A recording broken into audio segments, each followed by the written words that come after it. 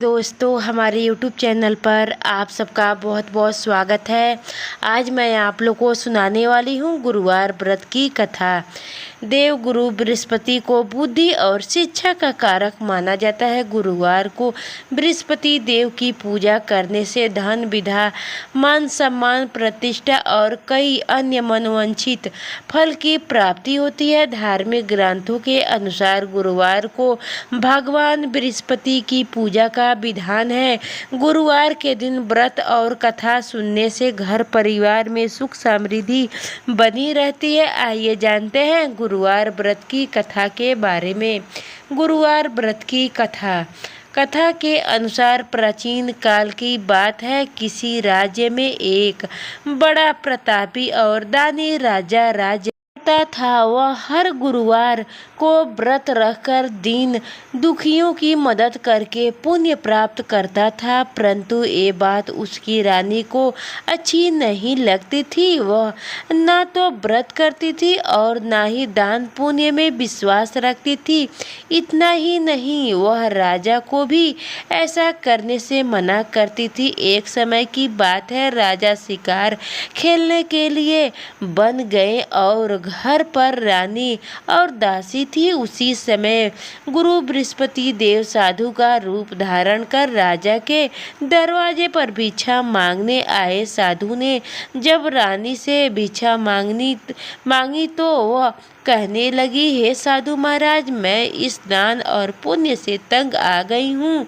आप कोई ऐसा उपाय बताएं जिससे ही सारा धन नष्ट हो जाए और मैं आराम से रह सकूं। इतना सुनकर बृहस्पति देव ने कहा, हे देवी, तुम बड़ी विचित्र हो। संतान और धन से कोई दुखी होता है। अगर अधिक धन है तो इसे शुभ कार्य में लगाओ, कुंवारी कन्याओं का विवाह कराओ, विद्यालय और बाग बगीचे का निर्माण कराओ, जिससे तुम्हारे दोनों लोग सुधरे। परंतु साधु की इन बातों से रानी को खुशी नहीं हुई। उसने कहा कि मुझे ऐसा धन की आवश्यकता नहीं है जिसे मैं दान दूं और जिसे संभालने में मेरा सारा समय नष्ट हो जाए। तब साधु ने कहा, अगर तुम्हारी यही इच्छा है तो मैं जैसे तुम्हें बताता हूँ तुम वैसे ही करना। गुरुवार के दिन तुम घर को गोबर से लीपना, अपने बालों को पीली मिट्टी से धोना, राजा से हजामत बनने को कहना, भोजन में मांस मदिरा का प्रयोग करना, कपड़े धोबी के यहाँ धुलाने देना।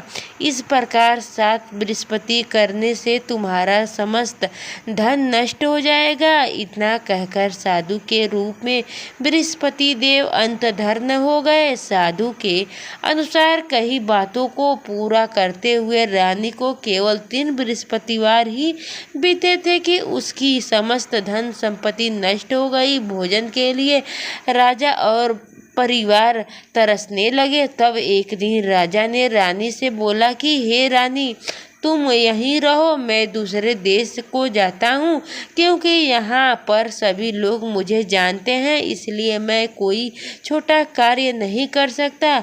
ऐसा कहकर राजा ने दूसरे देश चले गए। वहाँ वह जंगल से लकड़ियाँ काटकर लाता और शहर में बेचता। इसी तरह वह अपना जीवन व्यतीत करने लगे। इधर राजा के परदेश जाते ही रानी और दासी दुखी रहने लगी। बार जब रानी और दासी को 7 दिन तक बिना भोजन के रहना पड़ा तो रानी ने अपनी दासी से कहा, हे दासी, पास ही के नगर में मेरी बहन रहती है, वह बड़ी धनवान है। तू उसके पास जाकर और कुछ ले आ ताकि थोड़ी बहुत गुजारा बसर हो जाए। दासी रानी की बहन के पास गई। उस दिन गुरुवार था और रानी की बहन उस समय बृहस्पतिवार व्रत की कथा सुन रही थी। दासी ने रानी की बहन को अपनी रानी का संदेश दिया, लेकिन रानी की बड़ी बहन ने कोई उत्तर नहीं दिया। जब दासी को रानी की बहन से कोई उत्तर नहीं मिला तो वह बहुत दुखी हुई और उसे क्रोध भी आया। दासी ने वापस आकर रानी को सारी बातें बता दी।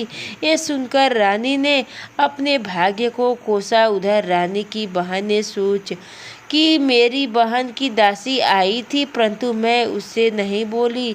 इससे वह बहुत दुखी हुई होंगी। कथा सुनकर और पूजा प्राप्त समाप्त करके वह अपनी बहन के घर आई और कहने लगी, हे बहन, मैं बृहस्पतिवार का व्रत कर रही थी। तुम्हारी दासी मेरे घर आई थी, परंतु जब तक कथा होती है तब तक ना तो उठते हैं और ना ही बोलते हैं, इसलिए मैं नहीं बोली। बताओ दासी क्यों आई थी? रानी बोली, बहन, तुमसे क्या छिपाऊं, हमारे घर में खाने तक को अनाज नहीं है। ऐसा कहते कहते रानी की आंखें भर आई। उसने दासी समेत पिछले 7 दिन से भूखे रहने की पूरी बात अपनी बहन को बता दी। रानी की बहन बोली, देखो बहन, भगवान बृहस्पति देव सबकी मनोकामना को पूर्ण करते हैं। देखो, शायद तुम्हारे घर में अनाज रखा हो।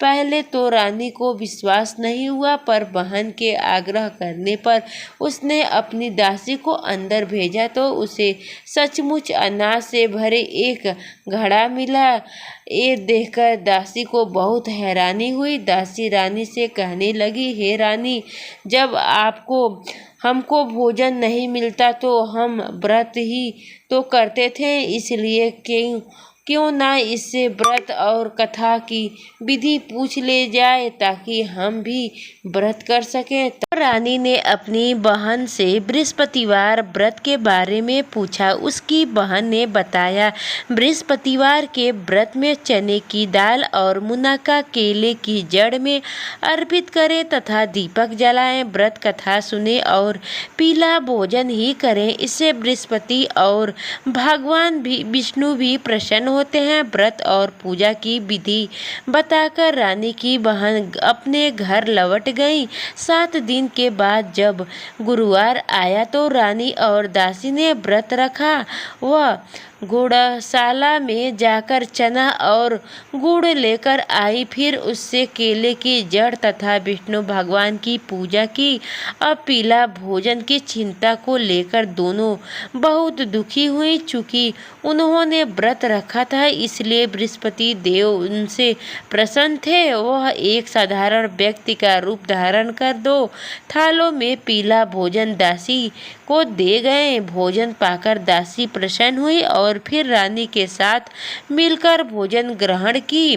उसके बाद वह सभी गुरुवार को व्रत और पूजा करने लगी। बृहस्पति देव की कृपा से उनके पास फिर से धन संपत्ति आ गई, परंतु रानी फिर से पहले की तरह करने लगी। तब दासी बोली, देखो रानी, तुम पहले भी इस प्रकार आलस करती थी। तुम्हें धन रखने में कष्ट होता था, इस कारण सभी धन नष्ट हो गए, और अब जब देव बृहस्पति की कृपा से धन मिला है तो तुम्हें फिर इसे आलस नहीं होना चाहिए। रानी को समझाते हुए दासी कहती हैं कि बड़ी मुसीबतों के बाद हमने ये धन पाया है, इसलिए हमें दान पुण्य करना चाहिए, भूखों को भोजन कराना चाहिए और धन को शुभ कार्य में खर्च करना चाहिए। इससे तुम्हारे कुल का यश बढ़ेगा, स्वर्ग की प्राप्ति होगी और पितृ प्रसन्न होंगे। दासी की बात मानकर रानी अपना धन शुभ कार्य में